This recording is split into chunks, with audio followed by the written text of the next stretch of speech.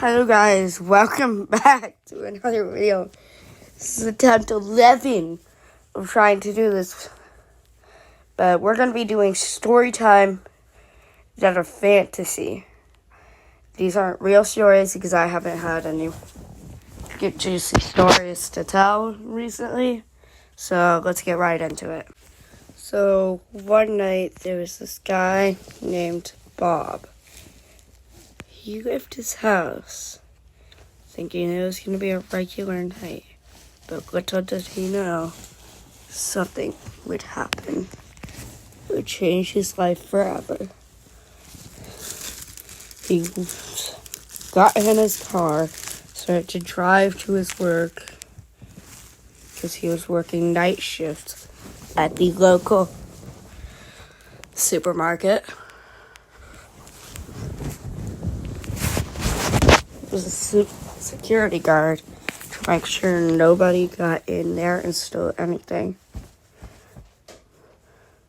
But he heard the doors open while he was in his lounge, and he checked the cameras and saw nothing in the entire thing. The doors were closed. He turned around to go out, and his lounge doors were opened.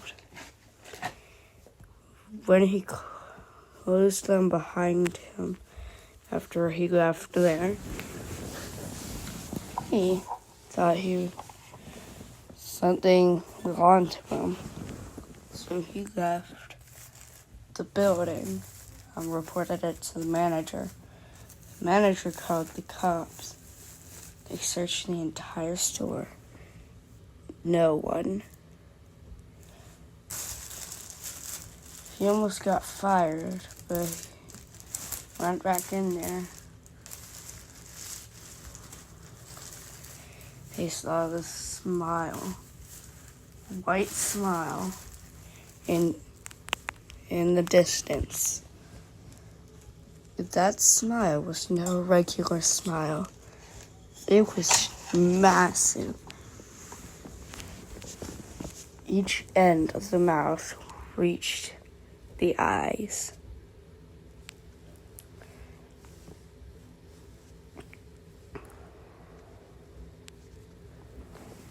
And that's when Bob turned around, snapped a picture of it, turned around, and ran. He ran. Sorry about that. Let's get back into the story. Bob snapped a picture of it and ran out of there. But when he checked the photo, he saw nothing in it. So he thought, oh, it was just my imagination. But when he went back in there, he saw it closer and closer to him. Until it got right so close to him that he felt breathing on him. That breathing was no normal human breathing. It was a lot of breathing. It felt like it was right next to him. He got scared. He turned to look where the breathing was coming from. And he saw this tall, dark, shadowy figure standing right next to him. The height, it says, is about 10 feet tall. Almost double his height. He ran, but no matter how far he ran, he never got away. And if he ever got away, well, no. We never saw him until today, where he just recently appeared at the middle of the night, where we saw him, where we saw Bob laying on the ground, a shadowy figure staring directly at him. So, comment if you like that story. I was coming up with that story, like, as I was telling it. I wanted to give it, like, a twist, but I couldn't really. Yeah. I will link I'll probably put a picture somewhere in this video what this smile looked like. But as you can imagine, it was huge. Let's go on to the next story.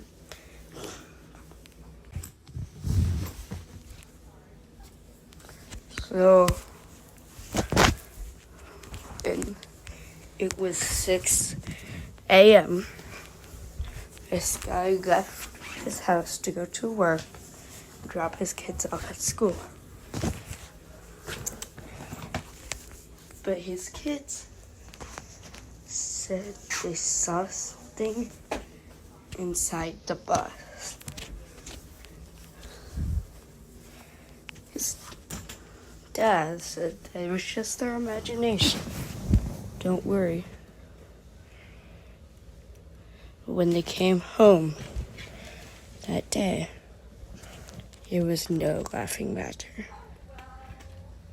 He saw something in the window of the bus waving at them. Then it disappeared. When the kids got inside, they dressed different than they were a while ago, than they were this morning. They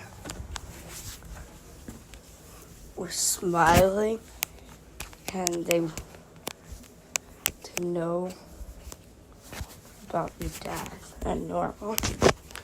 They kept asking him questions like, how old are you? How long have you been living for? How long have you been in your mom's house? And he knew it was abnormal.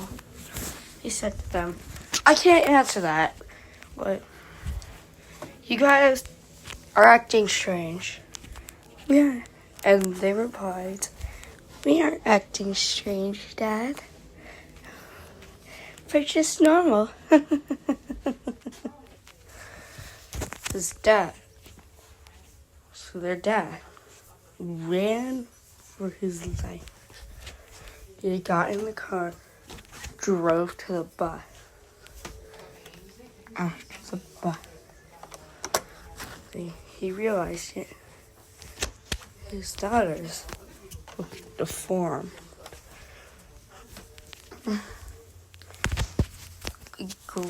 Gray, limbs, and stuff like that. And then he realized they were killed by a skinwalker, and that shadowy figure in the window of the bus was their soul.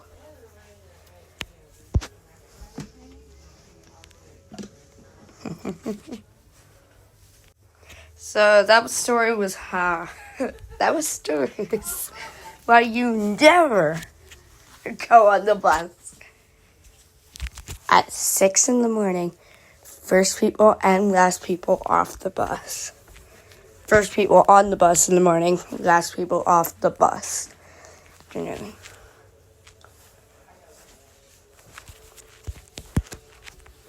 Final story. Let's go. One night, this guy looked out. He was home alone.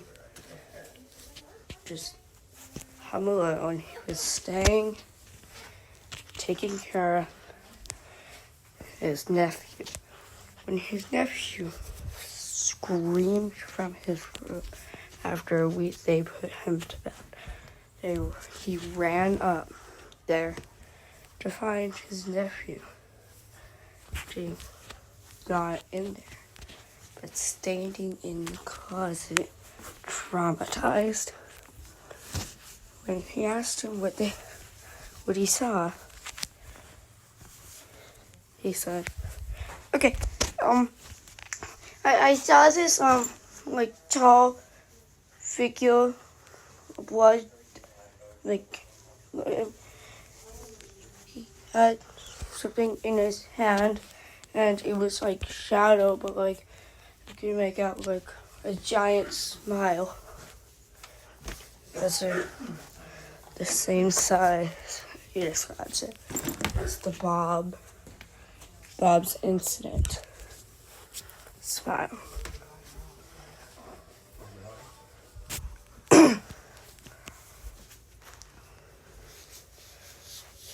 So he grabbed his nephew and ran out of the house, calling 911. On the phone, he said, "We saw the figure from Bob's death." The cops didn't believe him. Did believe him. Bob's sister, aka his aunt,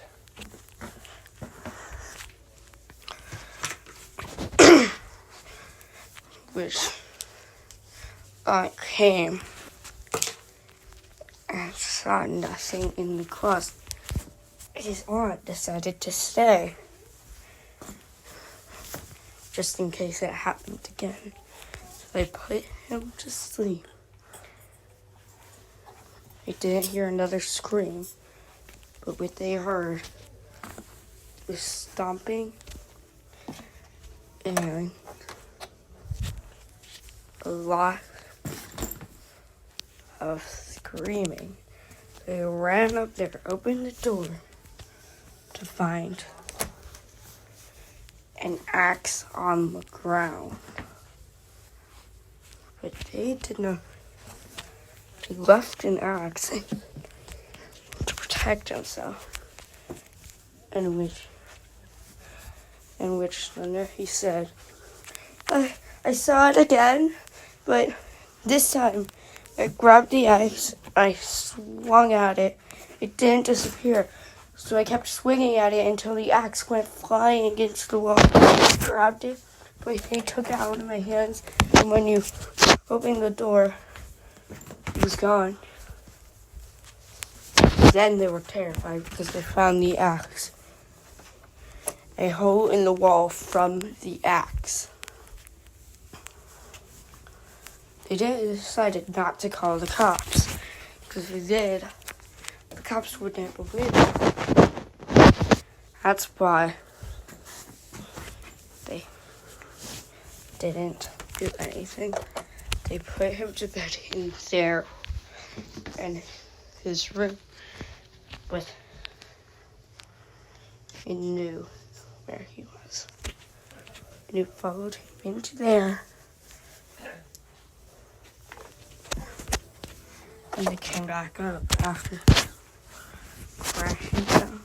Came back to the room, crashing down, some screaming. They found that the closet was on the ground, and the shadowy figure was chasing after the nephew. So then they grabbed their shotgun. Bang!